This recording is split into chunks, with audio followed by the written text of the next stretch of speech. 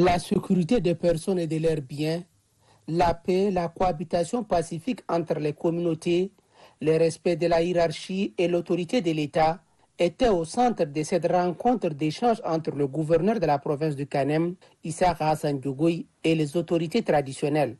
Au cours des échanges, le gouverneur a demandé aux leaders traditionnels de véhiculer le message de la paix, du vivre ensemble et de la cohabitation pacifique entre les différentes communautés.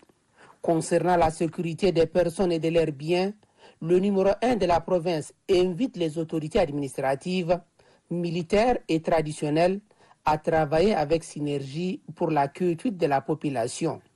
S'agissant de l'autorité de l'État, le gouverneur est ferme. Il demande aux forces de défense et de sécurité ainsi qu'aux autorités administratives de veiller avec rigueur. Le premier magistrat du Kanem, Issa Hassan Diogoy, exhorte les chefs traditionnels à collaborer avec l'administration publique pour relever les défis à l'ère de la refondation du pays. Vous devez dénoncer toute manœuvre tendant à déstabiliser la province.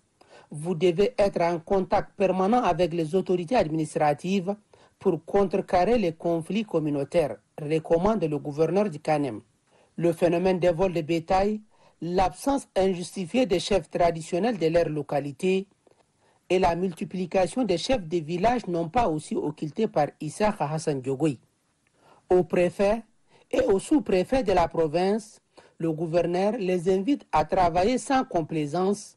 Le premier magistrat du Kanem a saisi l'occasion pour annoncer à l'assistance l'arrivée prochaine du président de la République, le général Mohamed Idriss Déby Itno à Mao.